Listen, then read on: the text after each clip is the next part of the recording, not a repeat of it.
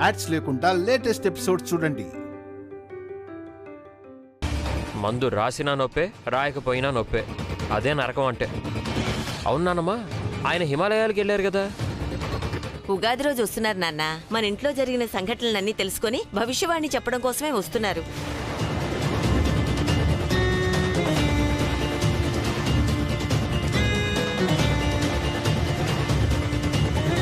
భవిష్యవాణి చెప్పబోతున్నారా?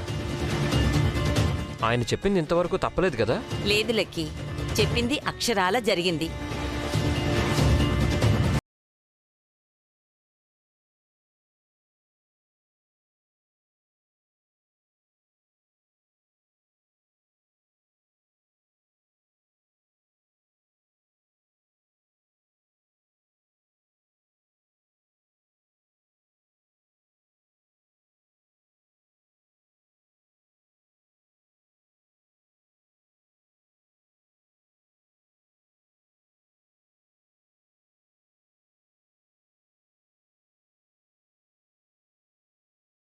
లోపలికి వెళ్ళండి.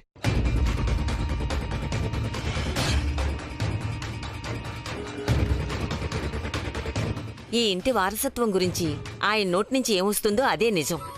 దాన్నే మనం నమ్మాలి.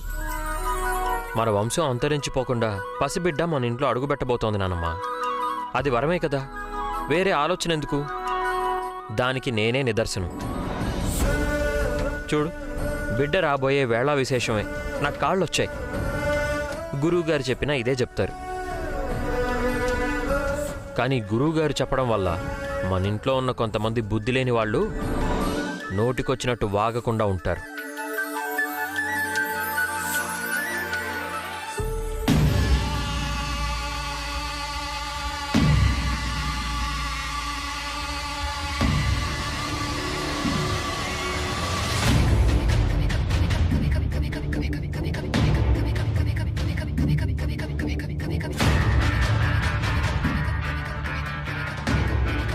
ఏం చేద్దాం వాలి? అదే అర్థం కావట్లేదమ్మా. రాజుగారు మళ్ళీ రావడం ఏంటి? మన కర్మ కాకపోతే. ఎక్కడో హిమాలయాలకి పోయాడు, అక్కడే పోతాడనుకున్నాం. కానీ ఉగాదికి వచ్చేస్తున్నాడు. ఇప్పుడు ఆయన వచ్చాడంటే బిడ్డ శాపం కాదు, వరమని చెప్పేస్తాడు. అలా జరగకూడదు వాలి. రాజగురువు మాట రాజశాసనం. ఇక మనం బిడ్డ గురించి ఏం చెప్పినా ఎవ్వరూ నమ్మరు. అతను చెప్పే ఒక్కో మాటతో ఇన్నాళ్ళు మనం పడ్డ కష్టం మొత్తం పోతుంది. నువ్వు మన కష్టం గురించి ఆలోచిస్తున్నావమ్మా, కానీ మనం చేసిన పాపాల గురించి నేను భయపడుతున్నాను. పెద్దనాన్నని అత్తయ్యని దారుణంగా చంపాం. రాజగురు వస్తే ఆ చావుల గురించి మాట్లాడకుండా ఉన్నాడు. మొత్తం అంతా బయటపడిపోతుంది. ఏదైనా ఆలోచన చేద్దామంటే ఊర్మిళ పరిస్థితి చూస్తే అలా ఉంది. ఈ గండ నుంచి ఎలా గట్టెక్కాలో ఏంటో. చంచల గట్టెక్కిస్తుందమ్మా.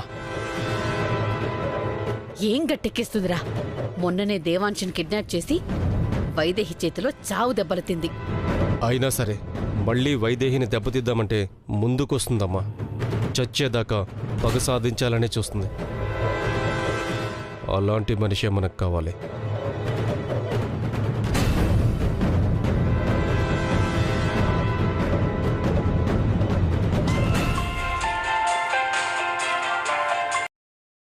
చెప్పువాలి. ఏంటి, ఊర్మిళకి కళ్ళు పోయాయంట? అవును చంచల, నువ్వేమో ఇక్కడ ఉండడానికి వీల్లేదు. ఊర్మిళకి మా కళ్ళు పోయి ఎందుకు పనికి రాకుండా పోయింది. అంటే ఆ వైదేహితో పెట్టుకుంటే తిరిగి మనకే తగులుతుంది. నేనేమో నా కూతుర్నే పోగొట్టుకున్నాను. ఊర్మిళేమో కళ్ళు పోగొట్టుకోవడంలో ఆశ్చర్యమేం లేదు. ఇప్పుడు నేను గతం గురించి మాట్లాడడానికి ఫోన్ చేయలేదు చంచల. జరగబోయేది ఆపడానికి ఫోన్ చేశాను. ఏంటది? ఉగాది పండగ నాడు రాజగురువు ఇంటికి వస్తున్నాడంట. వస్తే అన్ని నిజాలే చెప్తాడు. ఆ నిజాలన్నింటిలో దోషిగా మిగిలేది మేమే. అది ఎలాగూ జరగదు. జరగకూడదు చంచల. రాజగురువు ఇంటికి రాకూడదు. వచ్చినా నోరు విప్పకూడదు. మేమిక్కడ ఏం చేస్తున్నా ఎలా తెలిసిపోతుందో తెలియదు కానీ వైదేహి దేవాంశులకు తెలిసిపోయి ప్లాన్ మొత్తం రివర్స్ అయిపోతుంది. అందుకే నీకు చెప్తున్నా చంచల, ఏం చెయ్యాలో ఎలా చేయాలో నేనేమి చెప్పను. నువ్వు ఏవన్నా చెయ్యి. రాజగురువు మాట్లాడకూడదు. సరే, చెప్పారు కదా.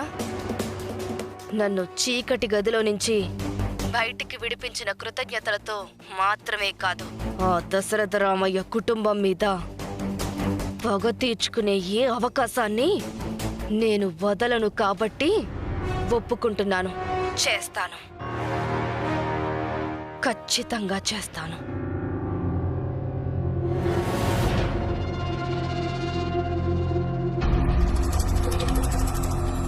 ఒప్పుకుందమ్మా, చేసేస్తుంది.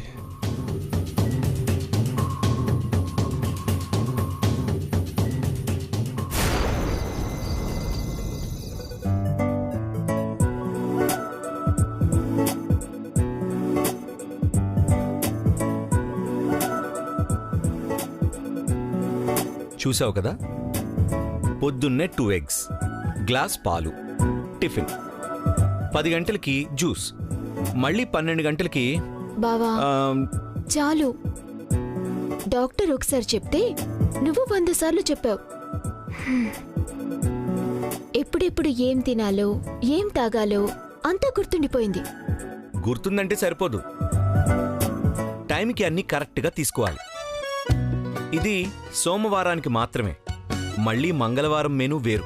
చాలు బావా, అక్కడ బోర్డు మీద రాసావు కదా, నేను చూసుకుంటాను.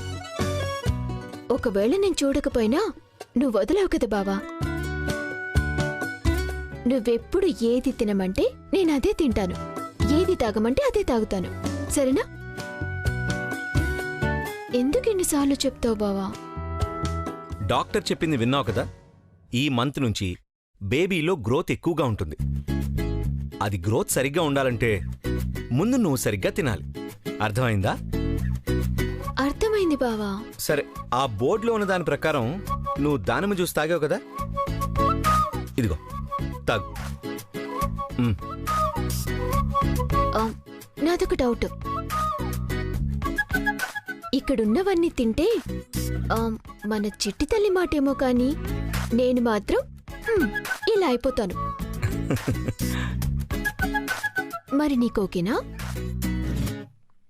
అప్పుడు మళ్ళీ లావైపోయావేంటని వెక్కిరించకూడదు. లావ్ అవ్వవు గాని ఒకవేళ అయినా ఎలా తగ్గాలో అప్పుడు చూద్దాం. ముందైతే తాగు. సరే బావా, ఈ పళ్ళ తొక్కలు బయటపడేసి అప్పుడు తాగుతాను. దానికి నేనున్నాను కదా. బావా, తినడమే కాదు, అటు ఇటు తిరగటం, చిన్న చిన్న పనులు చేయమని కూడా డాక్టర్ చెప్పారు. అది మర్చిపోతున్నావు. సరే వెళ్ళు, కానీ నువ్వు తిరిగొచ్చాక అది ఫినిష్ చేయాలి. తాగుతా బావా.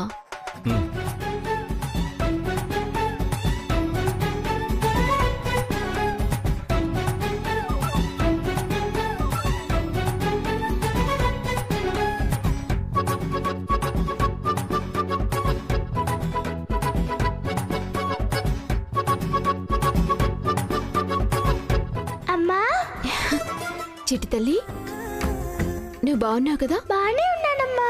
మీ నాన్నని చూసావా? డాక్టర్ చెప్పిందని ఏదో ఒకటి తినమని బలవంతం చేస్తూనే ఉన్నారు. నా చిట్టి తల్లికి ఏమివ్వాలో అమ్మకి తెలీదా? అయినా కడుపు నిండా తింటే నువ్వు ఆడుకోవటానికి లోపల చోటుండదు కదా. నువ్వెంత తిన్నా నాకేం బాధగా ఉండదమ్మా. నీకు నచ్చింది తినమ్మా. నీకొక విషయం చెప్పాలమ్మా. ఏంటమ్మా, మళ్ళీ ఇంట్లో ఏదైనా ఉపద్రవం రాబోతుందా? వస్తుందమ్మా. రాబోతుందా? ఏంటి చిట్టి తల్లి అది? మీ నాన్న గురించి పీడకలొచ్చింది కదా, అదేనా? అది కాదమ్మా, రాజుగురుని ఏదో చేయబోతున్నారు. ఉగాది రోజున రాజుగురుని ఏదో చేయబోతున్నారమ్మా. ఏం చేయబోతున్నారు తల్లి? అది మాత్రం తెలియడం లేదమ్మా. తెలీదా? రాజుగురుని ఏం చేయబోతున్నారు? ఆయనే అన్యాయం చేశారు వీళ్ళకి. వైదేహి బావా, పాపతో ఏదో మాట్లాడుతున్నట్టును, అంత మంచిగానే ఉంది కదా? లేదు బావా, చిట్టి తల్లి మళ్ళీ హెచ్చరించింది. ఉగాది రోజున రాజగురువుని ఏదో చేయబోతున్నారంట. అవునా? ఏం చేయబోతున్నారు? అది మాత్రం తెలియడం లేదంట. పాపం ఆయన మన కుటుంబానికి ఎంత మంచి చేశారు. ఆయన ఏదో చేయటానికి వీళ్ళకి మనసులా వస్తుంది. మంచి వాళ్ళకు కూడా చెడు చేయడమే కదా చెడ్డవాళ్లకున్న అలవాటు. అయినా ఆయన ఆ రోజు ఇంట్లో భవిష్యవాణి చెప్పడానికి వస్తున్నారంట. దానివల్ల వీళ్ళకేమైనా నష్టం ఉందా? ఆయన వల్ల వీళ్ళకేం నష్టం ఉంటుంది బావా? నిజాలు చెప్తారు కదా వైదేహి. జరిగింది, జరగబోయేది, జరుగుతున్నది అన్నీ కళ్ళకు కట్టినట్టు చెప్తారు. దానివల్ల వీళ్ళు చేసిన తప్పులు బయటపడచ్చు కదా. అదీ కాకుండా ఆయన మన బిడ్డ శాపం కాదు వరమని చెప్తే ఇక ఇంట్లో వీళ్ళ ఆటలు సాగో కదా. వీళ్ళ నోళ్ళు మూతపడతాయి కదా. అందుకోసం ఆయన్ను ఆపే ప్రయత్నం చేస్తూ ఉంటారు. ఆపడం కాదు బావా, ఏదో ఆపద తలపెట్టబోతున్నారని చెప్తోంది. వాళ్ళు సామాన్యులు కాదు, ఎంతకైనా తెగిస్తారు. కానీ వాళ్ళకి తెలియదు కదా, వాళ్ళు చేయబోయే ప్రతి అడుగు మనకి ముందే తెలుస్తుందని. వాళ్ళ ఆటలు సాగనివ్వను వైదేహి, గురువుగారికి హాని కలగనివ్వను. మనమేదో ఒకటి చెయ్యాలి బావా. గురువుగారు రావాలి, నిజాలు చెప్పాలి. అప్పుడే ఈ ఇంటి సమస్యలన్నీ తొలగిపోతాయి.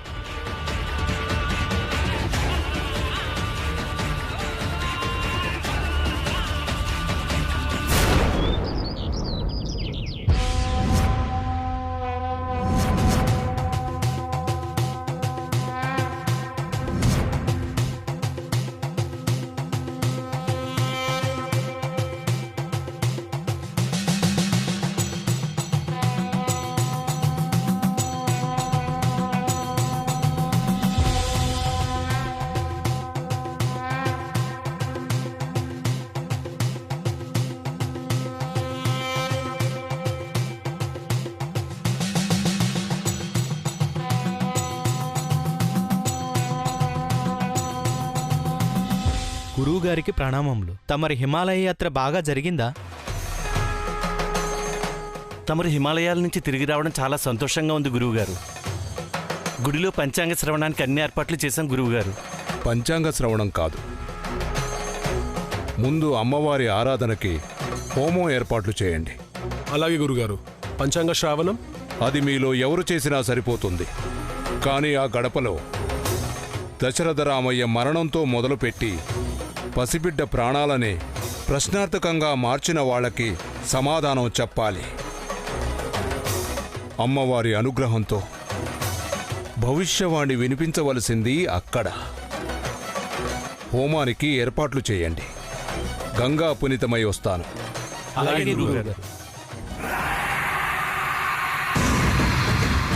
రేయ్, రాజగురువు ఇక్కడికే వచ్చుంటాడు.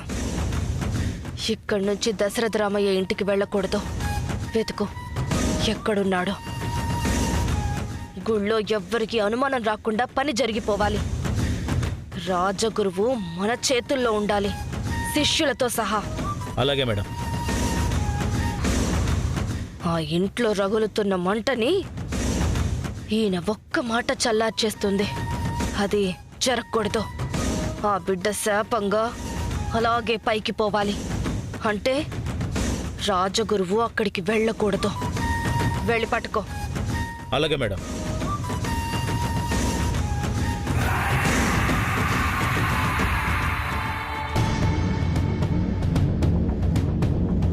మేడం, శిష్యులు ఇక్కడ ఉన్నారు మేడం.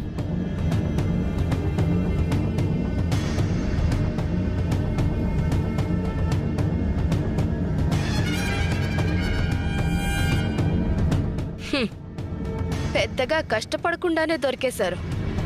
అందరూ వెళ్తే అనుమానం వస్తుంది. ముందు నేను వెళ్ళి వాళ్ళని హ్యాండిల్ చేస్తాను. నువ్విక్కడే ఉండు.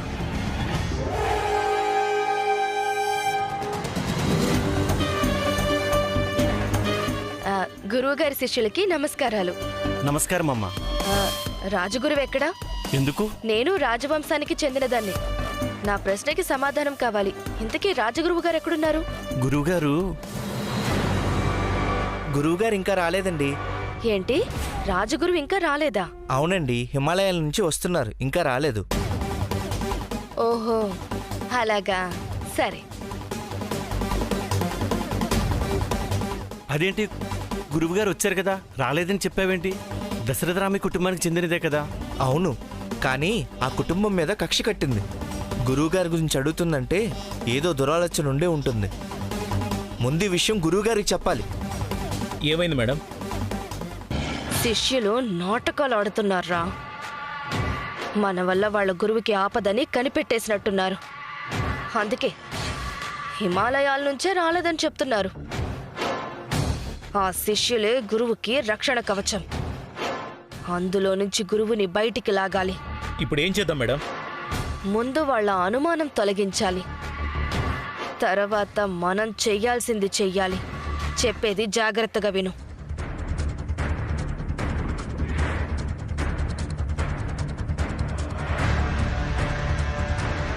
అలాగే మేడం. రాజగురువు, నువ్వు నా నుంచి తప్పించుకోలేవు. లక్కీ, లక్కీ, ఏంటన్నమ్మా? రాజగురు వచ్చారా? ఆయన ఇంకా ఆశ్రమం దగ్గరికి రాలేదంట నాన్నమ్మా. నేను కారు అవన్నీ సిద్ధంగా ఉంచాను. శిష్యులతో మాట్లాడావా? వాళ్ళు కూడా ఆశ్రమంలో లేరంట నాన్నమ్మా. ఇంకెక్కడి గురు శిష్యులు ఈ పాటికి చంచల దగ్గర బందీలుగా పడి ఉంటారు. ఏదైనా గుడికి భవిష్యవాణి చెప్పడానికి వెళ్లారేమో. గుడిలో కనుక్కోవలసింది. అక్కడ కూడా ఎంక్వైరీ చేశాను. పాపం, ఆయన భవిష్యత్ ఏంటో ఆయనకి తెలియడం లేదు. ఇంకా వీళ్ల భవిష్యత్ ఏం చెప్తారు? ఆయనంతటా ఆయనే ఫోన్ చేసి చెప్పారు కదా. ఆశ్రమానికి రాకపోవడం ఏంటి? ఏమైంది? గురువుగారు వస్తానన్నారు, ఇంకా రాలేదు. ఆశ్రమంలో కూడా లేరట. ఎక్కడున్నారో తెలియడం లేదు. దానికెందుకింత కంగారిందు? గురుగారు వస్తాను అన్నారు కదా, ఎక్కడ ఉన్నా వస్తారు. ఆయన ఏ సంకల్పంతో మన ఇంటికి రావాలి అనుకున్నారో ఆ సంకల్పమే ఆయన్ని ఇక్కడికి తీసుకొస్తుంది. ఎవ్వరూ ఆయన ఆపలేరిందు. ఆయన ఎక్కడున్నారో తెలీదు.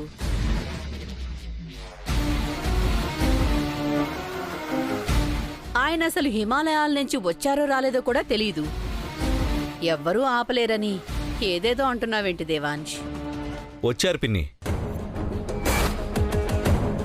హిమాలయాల నుంచి వచ్చారని నాకు తెలుసు. కాకపోతే ఇక్కడ ఎక్కడున్నారో ఇంకా ఎందుకు రాలేదో తెలుసుకుంటాం. ఇంతవరకు ఇక్కడికి రాకపోవడానికి ఎలాంటి పరిస్థితులు కారణమైనా వాటిని అధిగమించి గురువుగారిని తీసుకొస్తాను. ఇందు, నీ ఇప్పుడే వెళ్ళి తీసుకొస్తాను. ఎక్కడున్నారో తెలియకుండా ఎక్కడని వెతుకుతావు బావా? ఇందు చెప్పింది కదా, ఆశ్రమంలో లేరంటే ఏదన్నా గుళ్ళో ఉండుంటారు. ఊరంతా తిరిగైనా సరే వెతికి తీసుకొస్తాను. ఈరోజు ఆయన ఇక్కడికి రావాలి. నాన్న మరణం నుంచి ఇప్పుడు మన బిడ్డ భవిష్యత్తు వరకు అంతా చెప్పాలి. ఇంట్లో అందరి ఆలోచనల తీరు తెలియాలి. తీసుకొస్తాను. నేను కూడా రానా దేవాంశ్? అవసరం లేదు. ఈలోగా గురువుగారు వచ్చి భవిష్యవాణి చెప్తే అందరికంటే ఎక్కువగా వినాల్సింది నువ్వే. వస్తే మిస్ అయిపోతాం. వెయిట్ చేయి.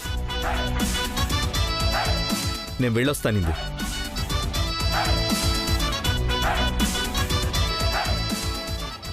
వైదేహి, ఉగాది పచ్చడి చేయమ్మా. అలాగే అమ్మమ్మ.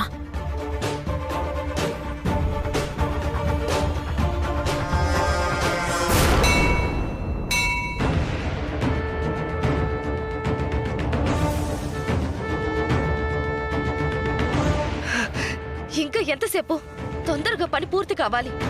అవుతుంది మేడం. మనవాడు రావడమే ఆలస్యం. రాజగురువుని కూడా రప్పించేస్తాడు. తేడా జరిగితే మొదటికే మోసం వస్తుందిరా. ఏం తేడా జరగదు. పని ఎంత నీట్గా పూర్తి చేస్తాడో మీరే చూడండి మేడం. రాజగురు శిష్యులకు ప్రణామాలు. ప్రణామములు. ఉగాది పచ్చడి తీసుకోండి. అయ్యో, ఇంకా గురువుగారి హోమం పూర్తి కాలేదు. అంతవరకు పచ్చి మంచినీళ్ళు కూడా ముట్టుకోకూడదు. అయ్యో అలాగా. ఇప్పుడే భవానీ దీక్ష పూర్తయింది. ఈ నూతన సంవత్సరంలో ఉగాది పచ్చడి చేసి మీలాంటి దైవ స్వరూపులకు పంచితే నాకు నా కుటుంబానికి మంచిది. మా అరిష్టాలు పోతాయన్నారు. అయినా ప్రసాద విషయంలో ఇలాంటి పట్టింపులు ఏమీ అవసరం లేదంటారు. కానీ మీరు గురువుగారి శిష్యులు, మీకు తెలియందేముంది, మీ ఇష్టం. ఆగండి. ఎదుటి వాళ్ళకి మంచి జరుగుతుందంటే మా నియమాలు పక్కన పెట్టడంలో తప్పులేదు. ప్రసాదం ఇవ్వండి. అలాగే.